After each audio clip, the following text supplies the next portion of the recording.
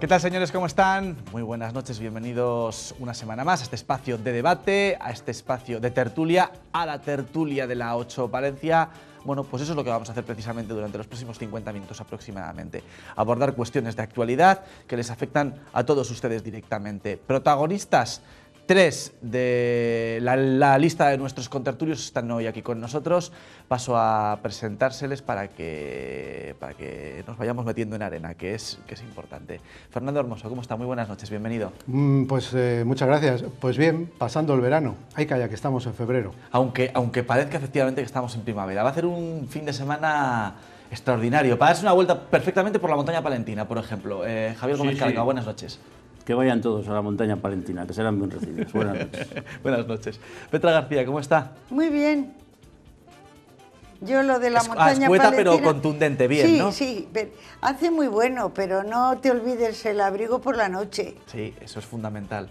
Porque puedes tener 20 grados y después 2. Por eso somos tan fuertes, porque no nos mata este clima. Somos de Castilla. Somos de Castilla, efectivamente. Bueno, pues bienvenidos a los tres, ¿vale? Y sobre todo bienvenidos a todos ustedes. Gracias por acompañarnos en este programa en el que vamos a poner sobre la mesa estas cuestiones, estos asuntos. Lo vemos en sumario.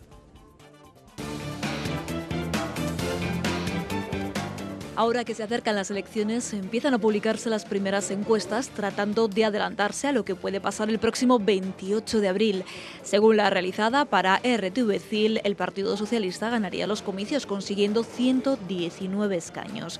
Sin embargo, solo con Podemos no podrían gobernar porque el bloque de derechas, Partido Popular, Ciudadanos y Vox, sumarían más escaños, rozando la mayoría absoluta con 188 escaños. En Palencia es Albert Rivera el líder mejor valorado. Pues que tenemos un poquito que respetarnos los unos a los otros, eso es lo primero y eso es lo que no hay. Y tenemos un palentino que vamos, ya está, no te digo ya nada más. ¿Le gusta Pablo Casado? No. El que está desde luego no es mi favorito, lo tengo clarísimo. Pues qué va a pasar, porque el señor Pedro Sánchez lo está haciendo muy mal y está todo el mundo en contra de él y creo yo que esto cambia algún día. La verdad es que ahora mismo está todo muy abierto, hay mucha incertidumbre y muy abierto. Continúa la polémica en torno a la posible exhumación de Francisco Franco. El Vaticano no se opone, pero la Iglesia española ha decidido llevar la contraria a la Santa Sede y se niega a que el dictador salga del Valle de los Caídos. El gobierno de Pedro Sánchez insiste en que el proceso seguirá su curso. No sé si por justicia o sino porque un dictador no tiene por qué estar enterrado en un monumento público, ni más ni menos. Vamos, en ningún país un dictador, con todo lo que hizo en su momento, pues está enterrado ahí, venerado por todo el mundo. Que le dejen en paz, que le dejen tranquilo, porque no se mete con nadie y lo que está hecho, no hay marcha atrás. Que una persona que está enterrada en un sitio donde esté, que la dejen ahí, a mí me da igual, pero lo que no me gustaría mucho es que la llevaran a la Catedral de Madrid. Eso es lo que me parece muy mal.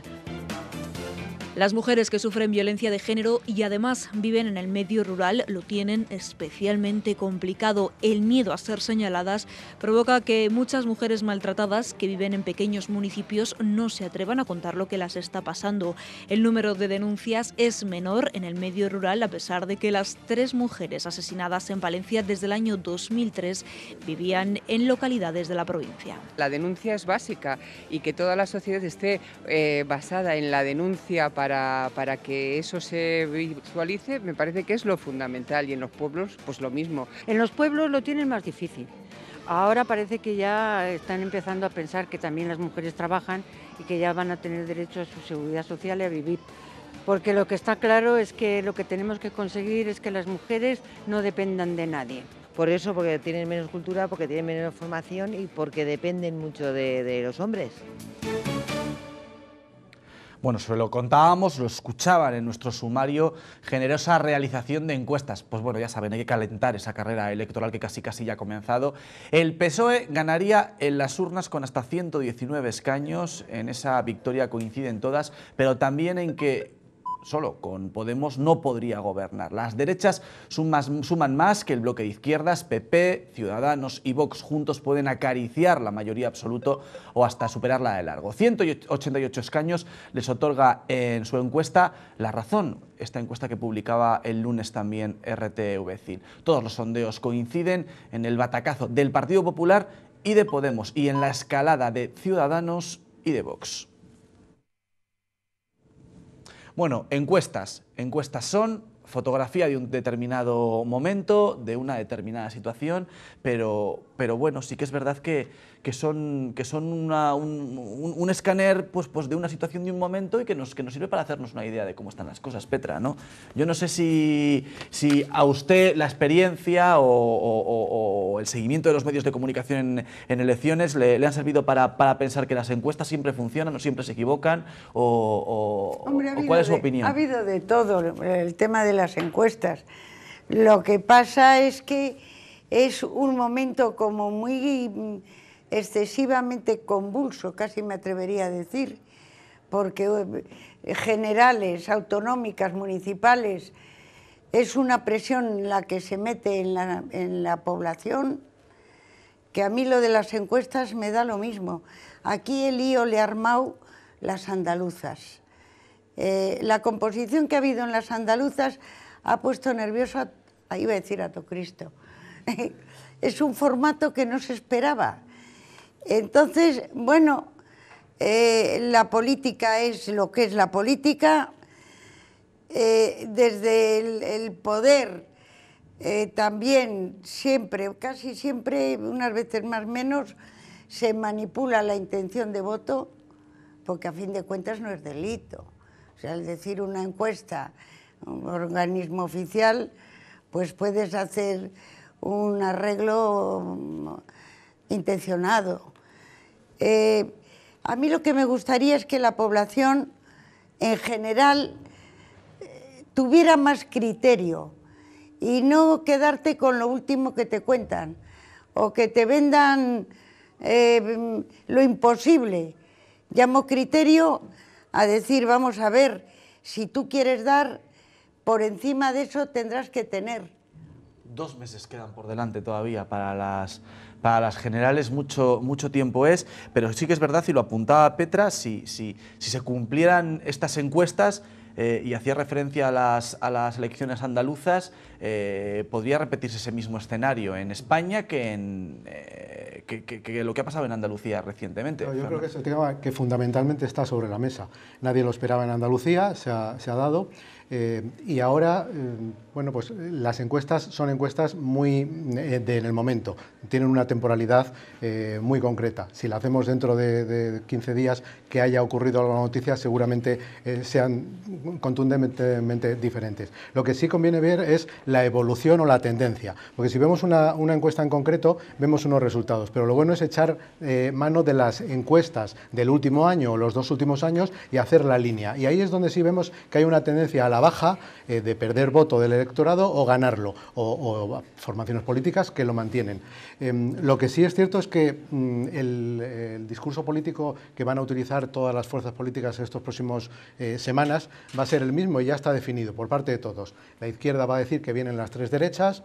Las 3 derechas van a decir que entre ellas no son amigos, pero que no tendrían problema en pactar si así se va a conseguir un gobierno de la derecha. Es decir, que creo que nos van a dar poco contenido en cuanto a qué es lo que van a hacer cada uno de los partidos políticos si llega al poder y sí se van a dedicar a contraatacar al adversario, cosa que por otra parte viene siendo típica los últimos años. Yo a mi mujer ya le he dicho que el día 28 de abril no programe nada, porque esa va a ser una noche mágica, va a ser como la Super Bowl en Estados Unidos o un clásico Madrid-Barça. Y yo me voy a pegar frente al televisor y va a ser una noche realmente muy entretenida y muy disparatada, porque a fecha de hoy tenemos tendencias, pero no sabemos lo que realmente va a pasar. Y los políticos dicen, la única fotografía es la del día 28 de abril, y tienen toda la razón, y en estos momentos todavía mucho más, porque las tendencias creo que pueden saltar hecha añicos, y de lo que creemos que va a suceder totalmente lo contrario, porque va a depender de si va a hacer bueno o no,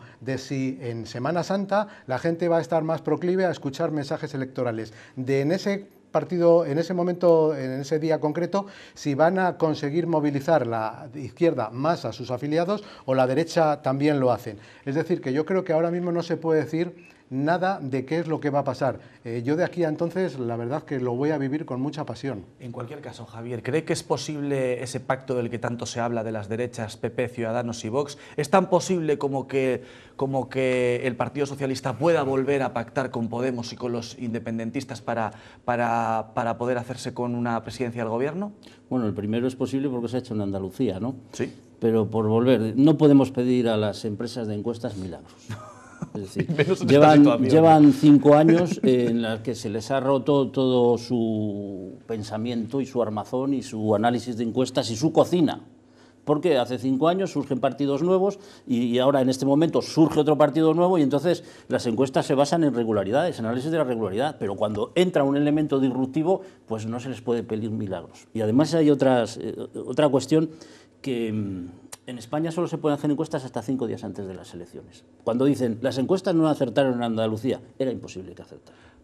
Todavía nos quedan las encuestas del CIS, de Tezanos, era pero vamos a ver qué es lo que era imposible que dicen. luego hablaremos del CIS. Era imposible que acertaran, porque en la encuesta que hace el CIS después, el postelectoral, cuando pregunta a la gente usted qué ha votado y por qué y cuándo decidió el voto, el 31% de los andaluces lo decidieron en campaña electoral. El último día, o sea, el día de votar, lo decidieron el 12%. La última semana, el 19,60. Quiere decir que el 19,60 no estaba en las encuestas.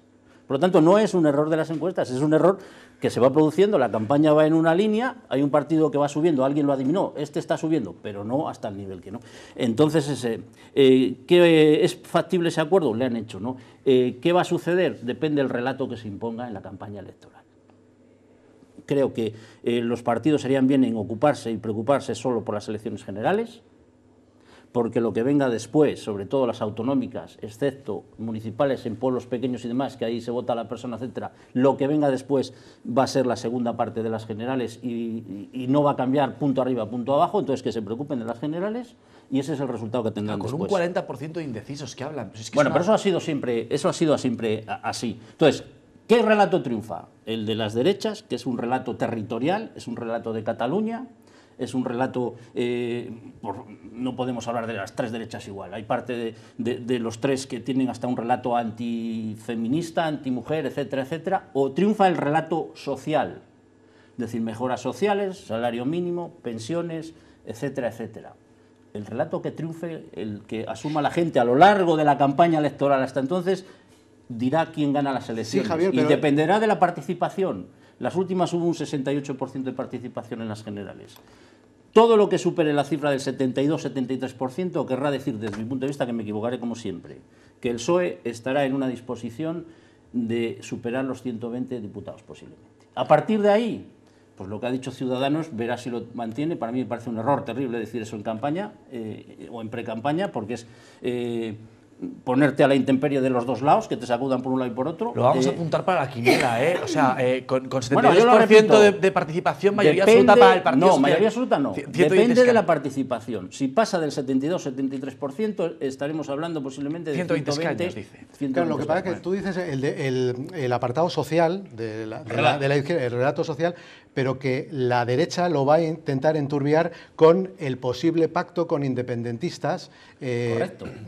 Y es lo que estamos viendo ya, ¿no? Exacto. Ahora hay una disputa de relatos. Viene de atrás. Cosa que creo que sería un error, porque los independentistas van a hacer caer en la misma trampa. Es como cuando se negociaba con ETA, salvando las distancias, lógicamente. Al final los terroristas siempre pretendían lo mismo y por mucho que se negociara con ellos, siempre iban al mismo punto, con trampas. Los independentistas quieren la independencia de Cataluña, quieren la república. Siempre van a reconducir la situación y es más, cuando hay una negociación van a decir, te tengo agarrado de ahí y o haces o no te apoyo. Ese discurso ya le ha roto el presidente del gobierno cuando ha dicho no va a haber autodeterminación nunca en la negociación. Que no piense que si va a negociar con ellos le van a pedir otra cosa a los catalanes. Claro, vamos a ir a un escenario de un parlamento más fraccionado todavía. Es decir, la sociedad, pero sobre todo los partidos tienen que asumir que no se puede gobernar este país como se gobernaba cuando el bipartidismo. Ahora hemos pasado del bipartidismo a los bloques. y ya casi con algunos discursos a los frentes, es decir, el frente por un lado y el otro frente por otro. Pero hay que acostumbrarse a negociar con parlamentos donde el que más tenga 120, 125 y intentar, depende de la medida, llegar a acuerdos. Todavía no lo hemos hecho, pero hay que hacerlo. Hombre, el pistoletazo de salida que ha tomado el presidente, porque tiene esa facultad de poner las elecciones generales antes de las otras, y luego hay toda una operación, porque lo puede hacer, yo no digo que no sea correcto, la presentación del libro, esa postura, lo bien hecho me lo debéis y lo mal hecho la culpa lo tienen los demás que no me apoyaron. El milagro de poder gobernar, entre comillas, con 84, tiene una pista de salida como un caballo ganador. No es casual la fecha. No, claro. Es casual. O sea, por eso esas encuestas que hemos visto, las que acaban entre el 14 y el 15 de febrero, no valen nada a día de hoy. O valen muy poco, porque fue después cuando se anunció la disolución del Parlamento y el relato que se inicia el Gobierno con buen criterio, que se intenta contrarrestar, pero que yo de momento creo que ese relato es el que en estos momentos está dirigiendo la precampaña. Y es que además el presidente tiene la potestad de convocar elecciones, como dice Petra. Y lógicamente todos los presidentes, sean de derecha o de izquierda, van a mirar la fecha en la que más posibilidades tiene su partido político, no la fecha que al Estado le conviene más. De hecho, ha habido ahí la posibilidad de un superdomingo electoral, se ahorraban casi 150 millones de euros en infraestructura, en intendencia, y al final se han hecho 2 domingos. ¿Por qué? Porque si se concentra en uno, los varones socialistas ponían el grito en el cielo porque les iban a penalizar o ellos entendían que esa situación les iba a arrastrar en sus resultados. Y al final se ha hecho en 2 meses. Los partidos, para los grandes partidos, porque cualquier elección que tú mezcles con las europeas, que son unas elecciones de desahogo, enturbias todas las elecciones. Y hubiera sido malo para el PSOE, para el PP, para casi todos, porque las elecciones peor que europeas... para los partidos de este país a nivel de Europa. Y que se dé protagonismo a las ciudades, no ya a los municipios, Claro. ¿no? Que eso es importante también, ¿no? Hombre, en Palencia habrá que hablar de otras cosas, no de Cataluña, cuando hagamos las elecciones efectivamente. Que, ya que estamos hablando de encuestas, les quiero poner sobre la mesa los resultados de otra encuesta, en este caso de la agencia de noticias ICAL. Bueno, pues los castellano y leoneses valoran también a los líderes nacionales. La mejor nota es, según esa encuesta, en estos momentos, en esta situación, para Albert Rivera, seguido de Pablo Casado y después de Pedro Sánchez, aunque todos están lejos del aprobado. La comunidad también opina sobre el gobierno socialista. El gobierno de Pedro Sánchez no convence a la mayoría de los castellanos y leoneses. A la pregunta ¿qué valoración hace del Ejecutivo actual?, casi el 46% ha respondido mala o muy mala, mientras que los que han dicho regular rondan el 39%. Únicamente el 13,6% de los encuestados tiene una opinión buena o muy buena. Por provincias, Zamora es la que tiene peor concepto del gobierno socialista y Salamanca la que mejor, pero en todas más del 40% lo valora de forma mala o muy mala. Al límite. En cuanto a los líderes nacionales, ninguno logra el aprobado. Albert Rivera es el que está más cerca, seguido de Pablo Casado y de Pedro Sánchez. Por debajo del 4, Santiago Abascal, mientras que Pablo Iglesias no supera el 3 de nota. Ojo. Mientras que Rivera obtiene su mejor dato en Palencia, Casado lo consigue en Ávila y Sánchez en León, aunque tampoco en estas provincias aprueban. Abascal destaca ligeramente en Ávila e Iglesias solo pasa del 3 en Segovia.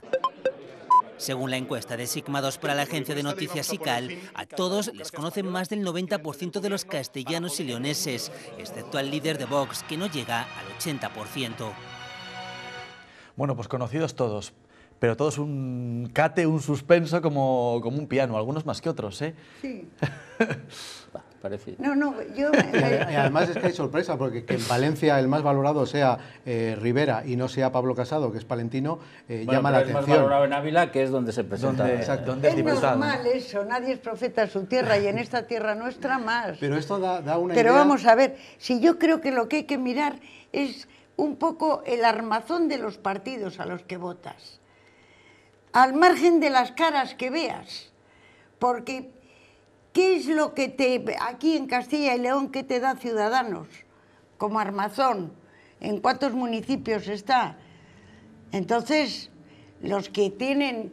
No estoy haciendo propaganda para otro Petra partido. Es del bipartidismo. No, Petra es del PP de toda la vida y no me importa. No, que no me importa. Además, yo soy muy crítica, ¿no ves que me ha pintado muy mal con el PP? Pues cuéntame a mí.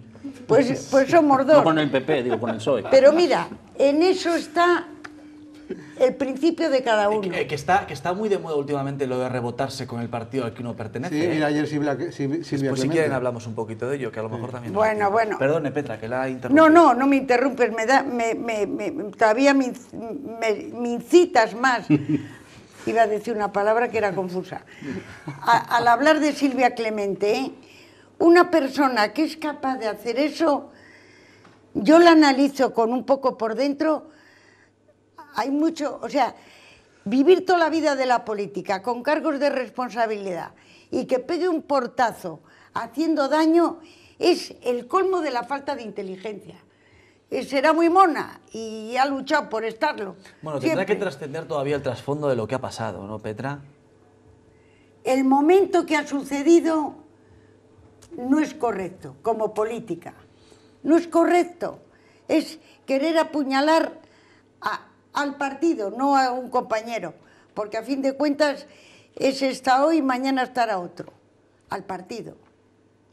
Sí, incluso estábamos con los líderes, que estábamos José con los Lucas líderes. incluso ha dicho que ha sido una falta de respeto al partido. Yo digo como Herrera, respeto la decisión personal. Sí, lo que pasa es que morder la mano que te ha dado de comer es un poco feo. Y sobre todo de aquí a las elecciones yo creo que van a estallar en el Partido Popular. Van a estallar pequeñas bombas en el partido. Que ya Pero bueno, pensado. En cuanto a la valoración de los líderes, yo creo que vemos estos datos que habéis muy bien hecho la infografía, demuestran precisamente la volatilidad que hay sobre los conocimientos de los partidos políticos, las intenciones de voto. O sea, yo creo que ahora hay un batiburrillo tan grande, pues puede ser porque estuviéramos acostumbrados al bipartidismo y ahora, al haber 5 fuerzas políticas, estamos un poco descolocados, o 6, exacto. Entonces, porque incluso hace algunos años Pablo Iglesias tenía una valoración rozando el 5 y ahora tiene un 2,81, me parece, por ciento, ¿no? Entonces, son unos... En Castilla y León. Son unos datos tan volátiles que nos da una idea de la fragilidad ahora mismo de hay que coger con pinzas todos los datos en cuanto a intención de voto, en cuanto a valoración la gente es tonta, de cargos. Pero no tanto. La gente siempre elige. Y elige según unos parámetros. Y es más lista de lo que... Y elige con temporalidad. Y elige con criterio, según su criterio. Y elige según la edad que tiene, y elige según vive, si vive en el pueblo, si vive en la ciudad, elige según los estudios. Es consecuente con el mismo. Es decir, eso es así. Bueno, las notas de los políticos tampoco hay que alarmarse porque, no sé, habría que buscar encuestas de no sé dónde, a nivel nacional o de otro nivel, de encontrar a alguien que tuviera un 5 raspado, ¿no? Ya lo que, como los niños nuestros que sacan hasta sobresaliente, de eso es imposible encontrar en un político. Pero bueno, es una valoración... Vamos a seguir hablando de encuestas que se refieren a las elecciones autonómicas. Todavía no había ocurrido el titular de ayer que ustedes comentaban, que era la marcha de Silvia Clemente del partido y la presidencia de las Cortes. Bueno, ¿qué decían esas encuestas también designados para la agencia ICAL con respecto a las autonómicas? Bueno, pues que el Partido Popular ganaría hoy también las elecciones en Castilla y León, aunque la encuesta, eso sí, deja una foto fija muy abierta en la que el protagonista puede ser el PP o puede ser el Partido Socialista, dependiendo de los colores del pacto. Se lo contamos, ya lo analizamos. Así quedaría el reparto de escaños en las Cortes de Castilla y León si hoy acudiésemos a las urnas. El PP pierde peso y escaños, de los 42 actuales a 35 en el mejor de los casos, pero sigue siendo la fuerza más votada. Los socialistas ganan entre 1 y 3 procuradores, y Ciudadanos, que al menos duplica sus escaños, y Vox, que entra con 6 y formaría grupo propio, son los más beneficiados. Podemos, que en 2015 irrumpió con 10 escaños, ni siquiera aseguraría grupo propio y se quedaría en el grupo mixto con 3 3 procuradores. Izquierda Unida y UPL no aseguran su presencia en el hemiciclo. En unas Cortes con 81 escaños y este reparto todo puede pasar. Ciudadanos se convierte en socio necesario para llegar a la presidencia de la Junta, tanto para PP como para PSOE. Según la encuesta de ICAL, hecha con 2.700 entrevistas entre el 5 y el 12 de febrero, los castellanos y leoneses prefieren una coalición de centro-izquierda, sobre todo en Palencia, Valladolid y Zamora, aunque en Burgos, Segovia o Ávila prefieren la foto entre PP y Ciudadanos. Los castellanos y leoneses rechazan un acuerdo como el de Andalucía y no respaldan tampoco un acuerdo PP-Vox. Sobre los líderes, el más conocido es el candidato del PSOE y el mejor valorado es Alfonso Fernández Mañueco, seguido de Luis Tudanca y Luis Fuentes. Ninguno llega al aprobado, pero la nota más baja es para Pablo Fernández. A Palencia le corresponden 7 procuradores y esa encuesta dice que el Partido Popular podría obtener 3-4, 4 tiene en la actualidad, el Partido Socialista podría obtener 2-3, 3 tiene en la actualidad y el titular quizás sería este en la provincia de Palencia. El procurador que tiene Podemos, en este caso se lo llevaría Ciudadanos, que esta encuesta le da un procurador por Palencia. Hace 4 años Podemos sacó el procurador por 700 y pico votos. Sí, por muy poquitos votos. Con Ciudadanos, o sea, que entra dentro de lo normal. Bueno, yo ayer buscando un poco, esta misma empresa hizo una encuesta en el mes de julio para Castilla y León, ¿no? Y es curioso el cambio que se produce en esa encuesta. Por ejemplo, desde mi punto de vista, el PP resiste en Castilla y León bien, vamos a ver las consecuencias que tiene de estos temas. Al menos como fuerza más votada, ¿no? Resiste bien, en julio tenía el 33% de los votos y ahora le dan lo mismo.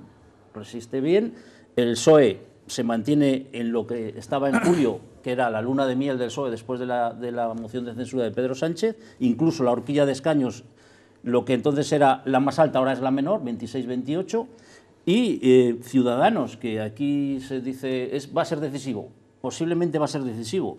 De julio a ahora, en la misma empresa, la misma encuesta, ha perdido 6,5% de los votos. O sea, ahora tiene un 15,5 y tenía un 22. Podemos... Por la ambigüedad. Podemos, ahí acabaré. Podemos también baja del 10,6 a prácticamente el 7. ¿Y qué surge? Surge Vox, pero ¿de dónde ¿a quién ha perjudicado Vox o a quién está quitando los votos Vox? Desde mi punto de vista, más a Ciudadanos que al PP.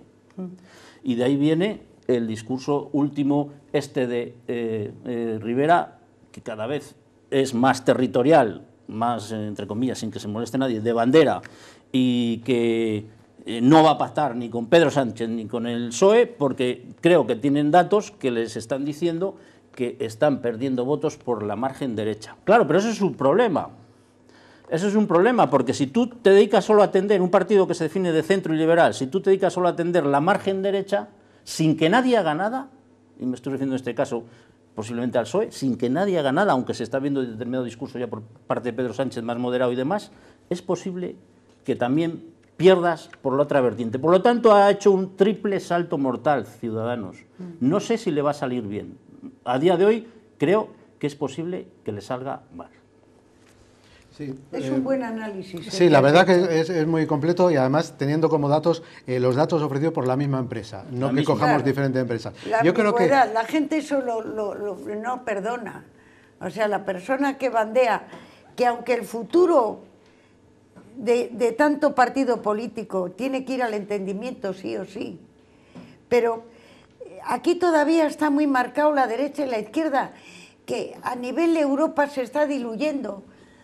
Bueno, en América sí siguen las dos fuerzas disputándose el poder, pero claro, con tanta gente que sale entre medias, pues el radicalizarse, me ha encantado lo que sí. El problema del Partido Popular es que cuando imitas a alguien, corres el riesgo de que o le imitas muy bien o directamente tú votas al partido original, que es, en este caso, el Partido Popular quiere imitar a Vox en algunas decisiones. Se quiere radicalizar para obtener los votos de Vox. Lo dice, ¿no? Que vuelvan a casa. Exacto. Pero corres el riesgo de que la gente diga, bueno, si te estás radicalizando tanto, voto al genuino, que es a Vox. Y pierde votos el Partido Popular. Es decir, que o cubres bien todos los flancos o puedes perder una hemorragia de votos. Yo no sé por algún sitio. PP sí que creo, se ve que en Castilla y León aguanta más y no es porque se ha casado de Castilla y León. No, yo creo que tiene que ver más con el territorio que tenemos, el perfil de edad que tenemos, el perfil de un porcentaje altísimo de electores que viven en el mundo rural y que viven y hacen bien en vivir en el mundo rural, ¿no? Pero eso, todos los datos dicen que la gente del mundo rural, de la gente más mayor y demás, es más conservadora. Y yo creo que eso le está posibilitando resistir mejor al PP. Claro, si se sigue yendo gente, hoy está Silvia, mañana no sé, pues dar una imagen de desunión también es nefasta para los partidos. Pero es lógico que una tarta, cuantos más comensales hay que repartir, lógicamente, los votos. Entonces, sí es cierto que Luis Tudanca ha dicho, creo que ayer, que ahora mismo el Partido Socialista en Castilla y León está más cerca del poder o de revertir esa situación. Tampoco por méritos del Partido Socialista, sino por deméritos de la competencia, porque ha bajado algo el Partido Popular. Entonces, quiero decir que el Partido Socialista más o menos se ha mantenido, puede ganar una horquilla. Pero puede llegar un escenario, si sigue aguantando el PP de cara a las autonómicas y Vox sigue mordiendo por el ala derecha a Ciudadanos, puede llegar un escenario que es lo que menos quieren los ciudadanos, la posibilidad de un gobierno PP y Vox en Castilla y León. Claro. Quiero que unas palabritas solo de la izquierda. Sí. Es decir, o lo arreglan, me estoy refiriendo a Izquierda Unida, Podemos, como se llame, incluso las municipales, o lo arreglan, o el riesgo que corren es desaparecer uno de Castilla y León casi seguro, y de los ayuntamientos grandes desaparecer uno casi seguro, y con riesgo de desaparecer los dos en algunos ayuntamientos. Por lo tanto, o lo arreglan o lo van a tener muy mal. Pues esperemos a ver si lo arreglan. Quiero que volvamos a la provincia de Palencia. Muchas citas electorales por delante. ¿Y cómo lo están viviendo los partidos con mayor representación en la provincia de Palencia, que son Partido Popular y Partido Socialista? Pues bueno, preparativos, búsqueda de candidatos con algunas diferencias. El Partido Socialista lo hará en la mayor parte de los casos mediante primarias, un proceso totalmente opuesto al que va a poner en marcha el Partido Popular en breve. El 5 de marzo, con la publicación del decreto de convocatoria de elecciones, marcará el arranque de la maquinaria electoral de los partidos con aspiraciones a las generales. Unos meses muy complicados. Complicados porque las citas electorales casi se solapan con las campañas y porque se tendrá que elegir a los candidatos en un tiempo récord. Estamos preparados para afrontar estos procesos electorales. Es pronto para hablar de nombres en el Partido Popular, para saber si Méndez de Vigo y Miguel Ángel Paniagua repetirán para el Congreso y Rubio, Mielgo, Betegón y Simón para el Senado. Vamos a presentar candidatos al Senado que son los que van a votar el artículo 155, si hablamos del debate territorial de Cataluña y de España, y vamos a presentar los candidatos al Congreso, los mejores, para tener un gobierno fiable. Las mismas dudas para las listas autonómicas. Para todos los procesos se habla de un binomio renovación-experiencia. Tenemos que tener a los mejores, no es una cuestión de tiempo, ni de juventud, ni de años. Hay que tener a los mejores. En el PSOE, a diferencia que en el PP, serán los militantes los que elijan. Esperaremos a ver qué procedimiento marca Ferraz, pero lo que sí que sabemos por estatutos es que tanto para el Congreso como para el Senado los candidatos se designan por primarias. Por lo tanto, si Mariluz Martínez Seijo decide optar de nuevo a liderar la lista socialista palentina al Congreso, podría encontrarse con otro candidato de frente. Otra cosa es que luego, cuando haya, si hay más de un candidato, el aparato del partido tenga su preferido, ¿no? Lo hemos visto ahora mismo para la alcaldía de Madrid, como el aparato ha decidido, además, abiertamente apostar por un candidato. Pues bueno, pues podremos hacer lo mismo. El tiempo corre y la Semana Santa está de por medio. En cuestión de días, la margarita comenzará a deshojarse.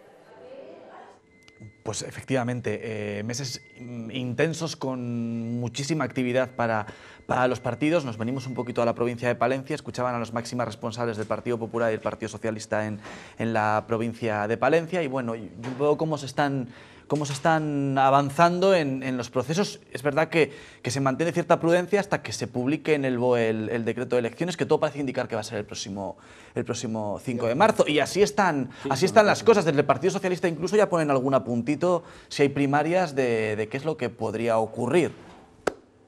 No doy crédito. ¿A qué no da crédito, Javier? A lo que he oído de la representante del Partido Socialista. Antes hablábamos de Silvia Clemente y determinadas decisiones que se toman en momentos puntuales y las cosas que hacen daño, que se dicen. No doy crédito de lo que ha dicho. Es decir, ella sabe perfectamente que que el proceso de elecciones generales está dirigido desde la estructura federal, desde la estructura federal, y yo creo que la estructura federal lo que no quiere es tener un grupo parlamentario como con el que estaba ahora, el que la mitad o más de la mitad habían confrontado en su momento con Pedro Sánchez. Claro. Por lo tanto, en un escenario en lo que el Partido Socialista lo que pretende es ganar las elecciones y además gobernar y con un soporte numérico el que sea, pero cualitativamente un grupo parlamentario homogéneo, me parece fuera de lugar esos planteamientos. Me parecen fuera de lugar.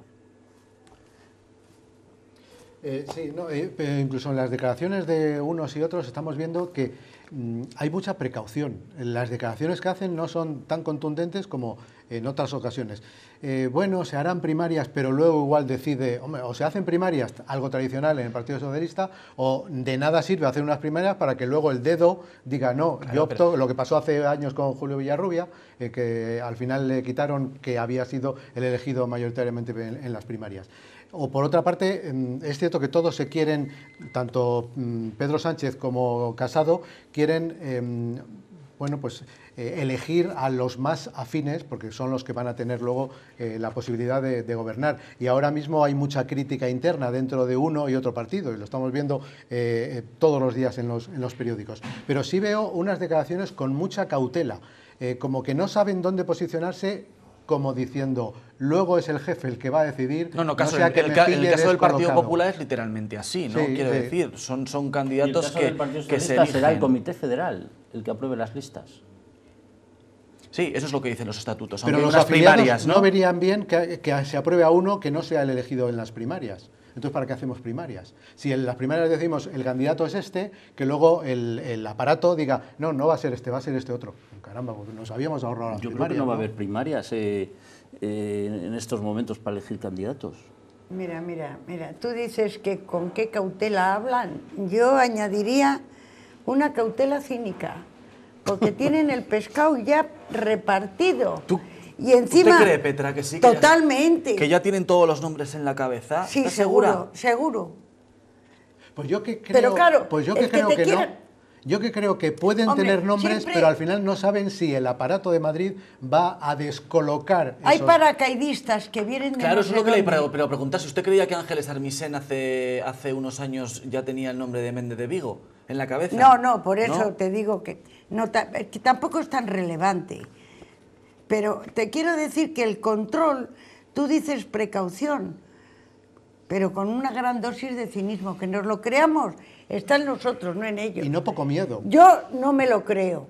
Tenemos que ir a publicidad, Javier, ya para terminar. Venga. Harían bien en ponerse a hacer campaña y cada uno vender su relato. Por parte del PP vender el suyo y por parte del PSOE vender su relato. ¿De qué van a hacer? Que tiene mucho relato que vender. Y además, termino, creo que Mariluz ha hecho una buena labor en lo que se ha ocupado en materia de educación, que no ha sido poco, no ha conseguido al final, por disolución de las Cortes, sacar adelante la reforma, pero ha hecho una buena labor, pero que se pongan a hacer campaña. Me gusta la tertulia porque hoy están dando cera a su propio lado.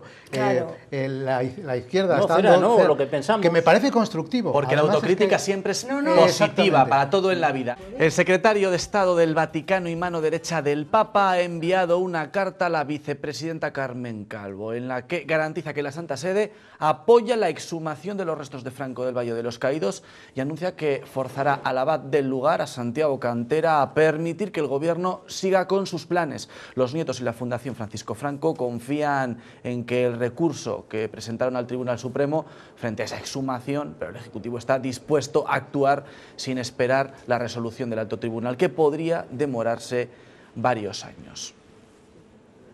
Bueno, pues el tema es recurrente porque está muy presente en la actualidad política desde la moción de censura, ¿no?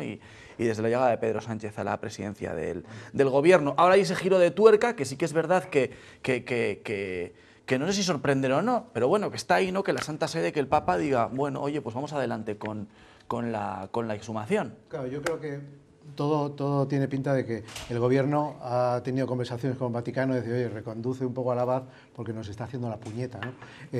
Entonces el abad se negaba una y otra vez y al final parece que ha tenido que salir el Vaticano y decir, no, el abad va a hacer lo que nosotros le digamos. Seguramente haya habido negociaciones por la parte trasera. Pero yo creo que este era un tema que han sacado a la luz y yo creo que el caudillo estaba enterrado y nadie se acordaba de él desde hace muchos años. Se ha levantado la pecina y huele. Entonces, sí ha sido una promesa electoral de Pedro Sánchez que incluso va a ser incumplida, porque él dijo que cuando acabara esta campaña, vamos, este gobierno, la legislatura, el caudillo no iba a estar en el Valle de los Caídos. Decir que nadie se acordaba de él es un poco... Bueno, yo creo que no era uno de los temas preocupantes. La gente sabía dónde estaba. Hay mucha gente acordándose de él. Sí, pero, y no saben dónde están a sus Pero sus creo familias. que es una torpeza, como por ejemplo, Casado con el tema del aborto. Es un tema que nadie hablaba. Pero es anterior a la moción, este asunto, ¿eh? Porque hubo, hace año y pico, a un año antes de la moción, hubo una votación en el Parlamento en la que, creo recordar, que... La mayoría dijo que sí. Correcto. Es decir, sí, pero anterior. bueno, es verdad que se ha colocado en la lista de prioridades, ¿no? Es anterior. Exacto, sí. A ver, yo me gustaría ser un poco más burocrático. Vamos a ver. Franco fue enterrado donde el Estado, su Estado decidió. Y su Estado, que era él, decidió que él le iban a enterrar en ese mausoleo que, entre otras cosas, lo hizo para eso. Entre otras cosas, lo hizo para eso. Años después, que esto se tenía que haber solventado mucho antes, porque es un caso inaudito, mires donde mires, en Alemania, en Italia, mucho antes, años después, un Estado decide que de una cosa que está sufragando el Estado, el patrimonio nacional y demás, no puede haber una persona que cometió delitos de lesa humanidad, etcétera, etcétera, y que tiene que salir de ahí. Y simplemente son decisiones de un Estado en un momento que no era democrático y en estos momentos de un Estado en otro momento que sí es democrático y le está dando a la familia todos los resortes jurídicos hasta el final, hasta el Tribunal Supremo, hasta donde sea, que no tuvieron, desgraciadamente, las decenas de miles de gente que el que está allí enterrado ajustició y que todavía, desgraciadamente, están por las cunetas y las tierras de esta provincia. Yo creo que es eso. Un Estado decidió y ahora otro Estado plantea que hay que acabar con eso, que no puede haber un monumento donde haya una persona que tiene este pasado. Yo no entraría más. Lo del abad, es que tengamos pendiente a un país de 46 millones de habitantes por los pensamientos matutinos de un abad que cada día dice una cosa que se le debe representar, yo qué sé, el Sagrado Corazón o algo así, y dice barbaridades, pues mire usted, yo creo que va a salir, salvo que el Tribunal Supremo emita un auto en la que de cara a la sociedad reconozca que al Tribunal Supremo no llegó la transición. Y eso sería una imagen nefasta para la justicia de este país. Un auto en el que diga, de manera cautelar no se haga nada, ya resolverá después. Yo creo que saldrá. Petra. No, hay que partir la historia de cuando comienza en este país, a raíz de una guerra civil. ¿Por qué todos los gobiernos posteriores que ha habido no lo han tocado? Pues en parte... ha sido una democracia que empezaba con mucha fuerza, creo que ha sido fantástico y ha sido un tema que no han querido levantar, dejarlo quieto. El que se venda una cosa de estas como, ¿cómo os habéis dicho? No sé qué, una promesa electoral, pues te condiciona. Porque tú decías, bueno, pues que la ley diga, se puede con la familia, ¿por qué recurren a la vía de la familia si es una cosa de decisión de gobierno? No, pues si el gobierno le ha dicho, lo llevamos donde ustedes nos digan. Sí, es como una gentileza que tienen claro, ellos, ¿no? Que no tenía por qué haberlo dicho. Ya. Y ahí estamos. Se seguirá hablando de este asunto, ¿eh? Veremos a ver si se da algún paso antes de las elecciones generales. Yo creo que ¿no? Sí, porque ahora el Consejo de Ministros ha aprobado, pero luego veremos a ver si se hace, si se lleva a cabo. Estamos en un plazo de 15 días que tiene la familia para decir dónde quiere que le lleven. Ese plazo, que son días hábiles, Es todo un pulso ya. Avanzará y a partir de ahí, si se pronuncia o no la familia, veremos qué es lo que pasa. Unos poquitos minutos nos quedan para terminar este tiempo de tertulia, pero quiero que reflexionamos muy por encima sobre este asunto. Las mujeres que sufren violencia de género y además viven en el medio rural lo tienen especialmente complicado para levantar la voz. Está muy cercano, ya lo saben, el próximo 8, el Día de la Mujer y el Día de la Huelga Feminista. Bueno, la prueba es que a pesar de que es allí donde más agresiones sexistas se registran, las denuncias son casi nulas. Para ayudarlas, el Gobierno de España, en este caso a través de las subdelegaciones, va a destinar en total 161.000 euros para la provincia de Palencia, en concreto para sus 191 municipios. El miedo se convierte muchas veces en el peor enemigo de las mujeres que sufren violencia de género. Salir del infierno en el que viven no es nada fácil y mucho menos denunciar a sus parejas. Mucho peores para las mujeres que viven además en el medio rural. Los pequeños municipios pueden llegar a convertirse en una trampa mortal para las víctimas. En el medio rural esta situación existe, pero no la podemos identificar de forma tan clara porque las denuncias son menores. Las denuncias son muchas menos a pesar de que es allí donde más mujeres han perdido la vida por culpa de la violencia de género. En el medio rural la víctima encuentra menos apoyo y se siente más responsable de la situación de la que además es víctima, con lo cual tiende menos a salir de esa espiral. Para luchar contra esta lacra, el Gobierno de España va a destinar 160.000 euros que se van a canalizar a través de los ayuntamientos. Definir en qué se puede gastar este tipo de dinero, ¿no? Pueden hacer campañas, se pueden hacer material promocional, se pueden hacer actividades más lúdicas. Una cuantía que va a permitir también ayudar y atender a las mujeres maltratadas. Aportar psicólogos, abogados que puedan estar, o psicólogas, abogadas que puedan estar disponibles cuando una víctima lo requiere. Una ayuda para llegar hasta el último rincón de la provincia, hasta ese último hogar donde una mujer está siendo maltratada. El machismo, Petra, quizás más arraigado en el medio rural que en las capitales de provincia, ¿no? Quizá también la formación, ¿no? La educación de las mujeres, el perfil, ¿no? de la mujer del medio rural pone a las mujeres en este contexto un poquito en una situación un poco más complicada, ¿no? que en las capitales. Yo no sé usted cómo lo ve, Petra, que bueno, procede del medio rural, representa a mujeres rurales, sabe lo que se vive allí, lo que se cuece. El que haya diferencias por ser medio rural es el propio aislamiento que da al medio, ¿no? Pero voy a decir algo que como no voy a ir a las listas ni me voy a pedir el voto no, yo tampoco. Para decir lo que no pienso, no hay peor machismo que el que sale de las mujeres. Porque una mujer en el medio rural puede sentirse menos atendida. Socialmente se siente comprendida por las mujeres que la rodean o son críticas con ella. Es muy complicado, porque todo lo que ocurre dentro de unas paredes, el que te comprendan si tú no lo pronuncias, tienes dos enemigos, el que te está reando y el que no lo compartas tu situación con las mujeres de tu entorno.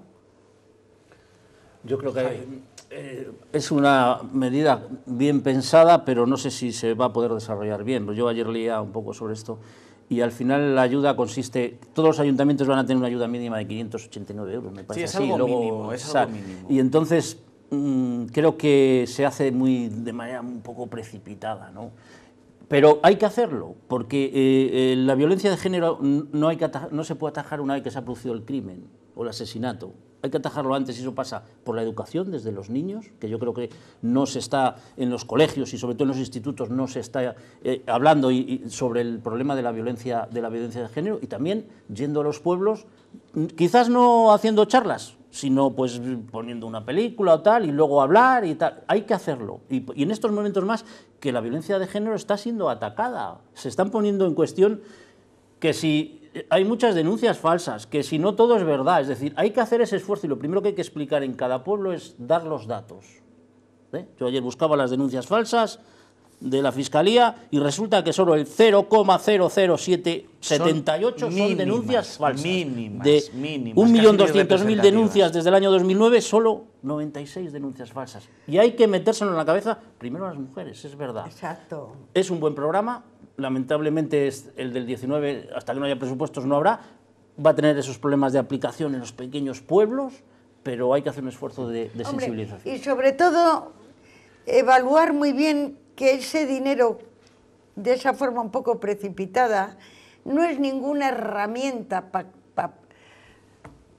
para que cínicamente te compren, porque es que... Sí está sucediendo una cosa. 2 minutos para está sucediendo una cosa. Fernando, también. Como buitres están escribiendo a los ayuntamientos distintas empresas ofertándose para desarrollar estas medidas. Claro. Lo que dice Javier es una buena herramienta, se queda muy corta porque 160.000 euros sale a 2.000 euros por municipio. No, 589 los que menos, sí. Exacto, entonces realmente poco pueden hacer, pocas actividades pueden desarrollar. La charla que viene a darle el amigo de no sé quién, de no sé cuál. Esto es educación y yo este dinero creo que le encaminaría más por la educación en colegios, charlas de policías, charlas de mujeres, charlas de personas maltratadas. Todo es necesario divulgar. Entonces, bien hecho está, es una buena medida que cualquier euro que se dedique a esto, bien empleado está, pero se me antoja muy corto. Pero bueno, por algo hay que empezar, obviamente.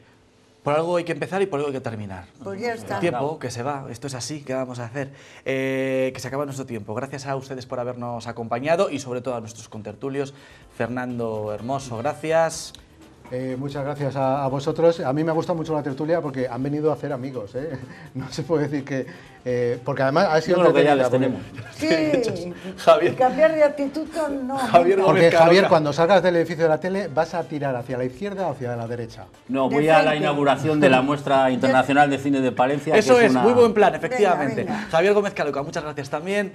Petra García, muchas gracias también por haber compartido este ratito con nosotros y con la gente que nos está viendo. Gracias a los tres. Esto se pone después de la inauguración, ¿no? vamos a decirles adiós y agradecerles sobre todo a todos ustedes que hayan estado con nosotros. Gracias, adiós.